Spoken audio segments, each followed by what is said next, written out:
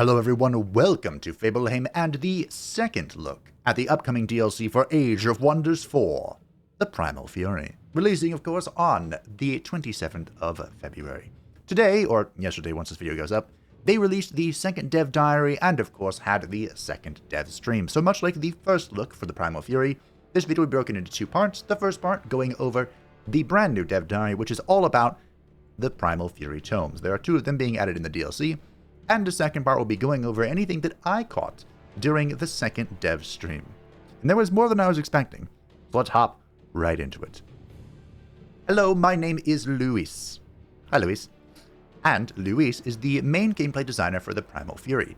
Today, we'll be going over the two new tomes that you can unlock in this new content pack and what they provide. The two new tomes are the Tome of the Famous and the Tome of the Stormborn. They are Tier 2 and Tier 4, respectively, and both have the Astral Nature Dual Affinity. Now, I did go over the Tome of the Famous in the previous video because they showed it off during the stream, but this will be the official look at it, including all the screen caps, Louis said. The Tome of the Famous is all about placing otherworldly mists into the world around you so that they can protect and enhance your units, appropriately named. These mists make your units hard to hit, and, with the Fey Touch transformation, grant them random positive status effects as well. Spells like Lingering Mist can place a misty effect on for 3 turns on a target province that reduces vision ranges for units in the affected province, while also making them invisible to perceive by units outside and inside the misty effect. Probably more useful for multiplayer, that bit. So first things up is the Lingering Mist we just talked about. The target province becomes misty for 3 turns. And of course, misty units in the province have a universal camouflage -4 vision range, and every turn during combat, various mist clouds appear. Provinces affected by this misty state create mist clouds in combat, which apply a new status effect called Clinging Mist to all units ending their turn in the mist, enemies included. Here is the Clinging Mist buff itself. Clinging Mist increase evasion to all attacks, including melee, by 20%, and potentially stacking up to 3 times. This effect is countered by the marked status effect. So factions like the Reavers have a few tools to counter it. Its melee physical range and magic attacks targeting this unit suffer -20% accuracy, can stack up to 3 times, and Clinging Mist counters marked. So they counter each other. The marked effect and the Clinging Mist effect, much like strengthened and weakened, will remove each other. The Fey Embrace allows you to place these mist clouds on a location of your choosing during combat, allowing for greater control over who gets Clinging Mist, as well as giving 2 random positive status effects to units.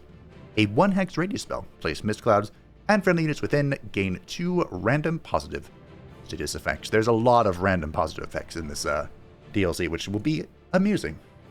Or not. Staves of Healing grants your support units the Fey Blessing ability. This is a free action ability that heals 10 temporary hit points, grants a stack of Clinging Mist, and gives them a random positive status effect. This is also the hero skill granted by the tome. A free action. You'll love to see it. Rip the Dark Culture, which of course does not have a baseline support unit. Something we are finding out greatly in the Witch Beast playthrough. Now with all these mists going around, you do not really want your enemies to benefit from them. That is where Fey Touch comes in. This minor transformation lets you avoid the penalties to vision granted by Misty and the accuracy penalties of Clinging Mists. I wonder if there's a world where you just grab the Tome of the Famous to get Fey Touch to counteract your opponents, even if you don't care about it. There probably is a world. Look at those little eyes. The Fey Touched is a minor racial transformation. Makes a target race connect with the Fey powers, granting them Fey Guile, the ability to ignore vision penalties from the Misty, and accuracy penalties from Clinging Mist. Now this is very important. You might mention it, but it is just the -4 range penalty that is being ignored here. Units within the mist will still be invisible to people with Fey Touched. This transformation also grants a new passive, which all Fey now have by default, called Fey Guile.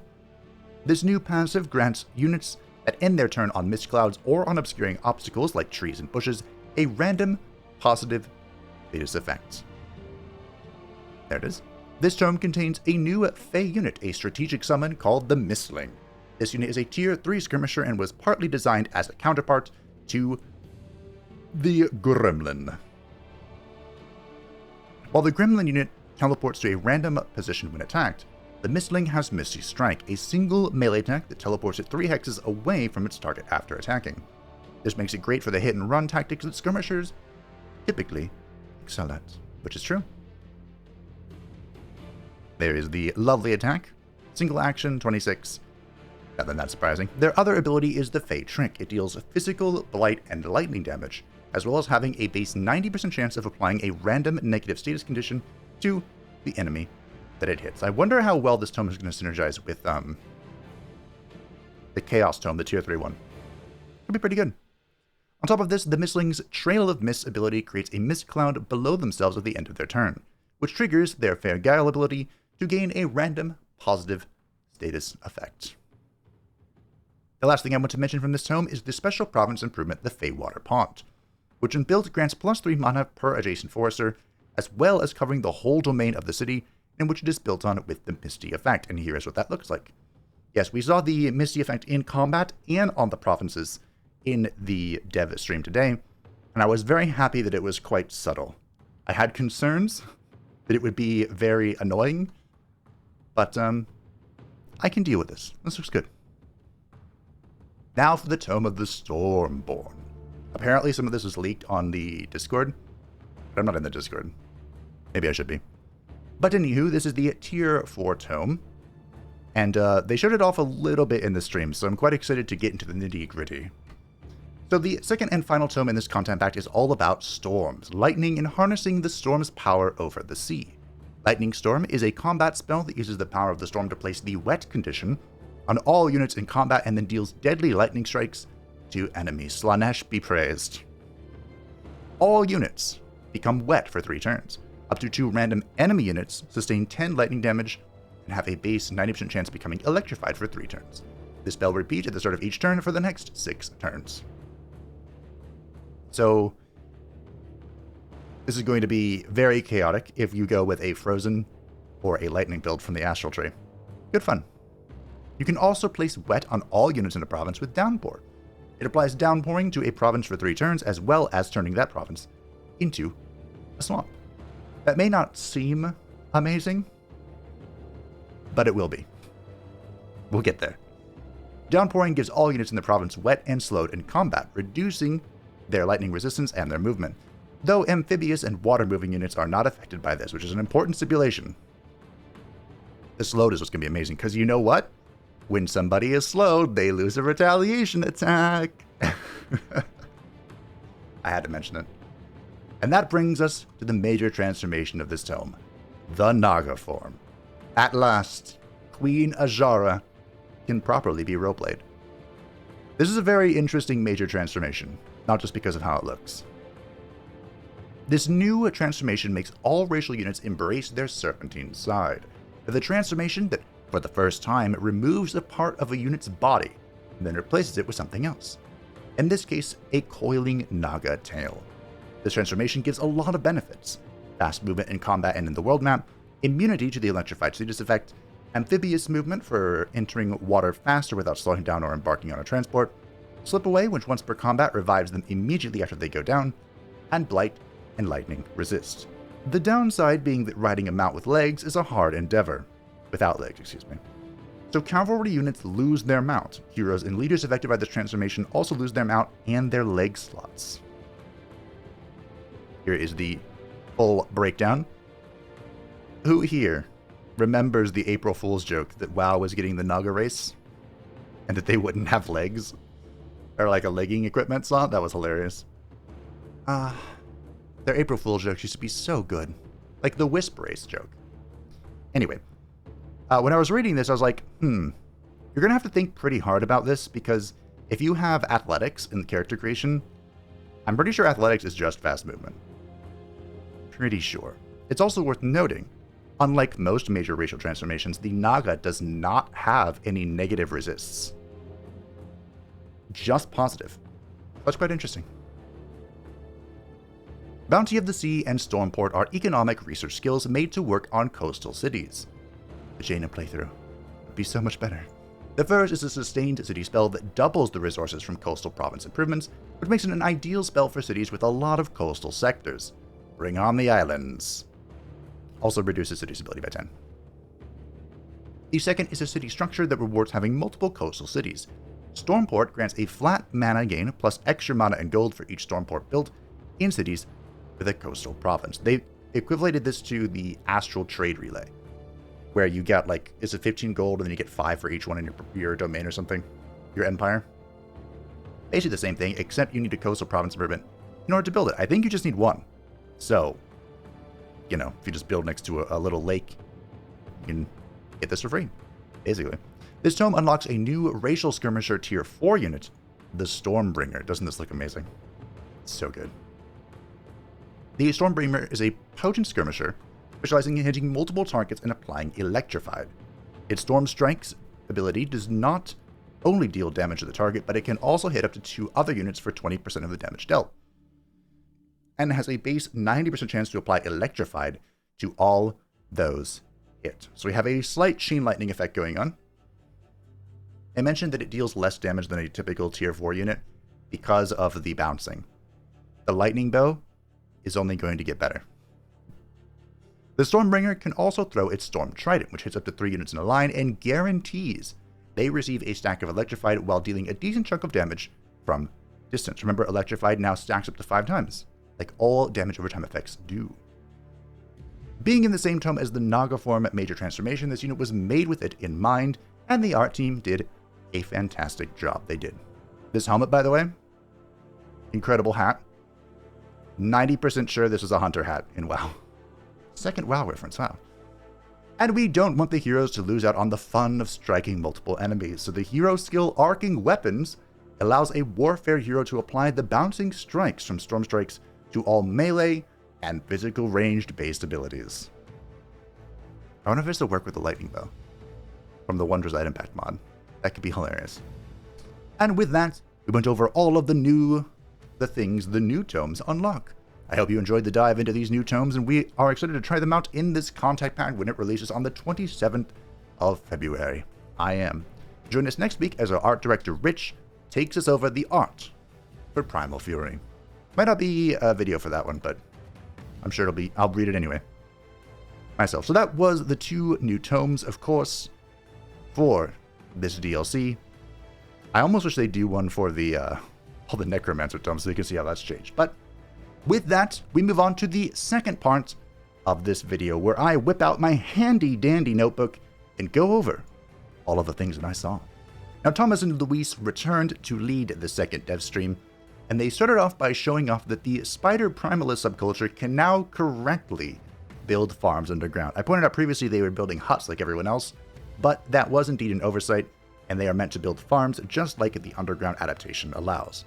And now they can. This is probably a good point to remind you that they were playing on hot code, because they also nerfed the income from knowledge that the spider gets uniquely for each mushroom forest that they have.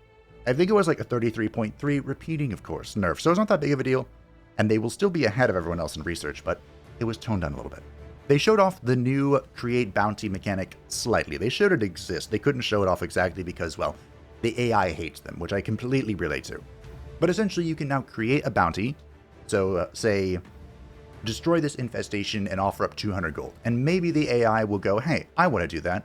And they'll take out that infestation for you. You'll give them 200 gold. That is a new diplomatic action that one can take. And I believe this will work in multiplayer with other players as well, if you are a multiplayer enjoyer. In the first look, I mentioned that hero recruitment seemed to be a little bit different. And we were given the official explanation in this dev stream.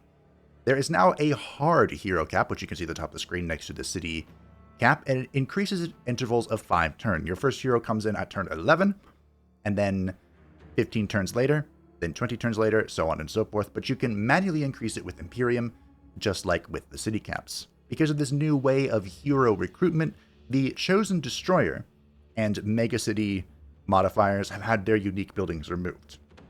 And they will now join the rest of us by acquiring many heroes.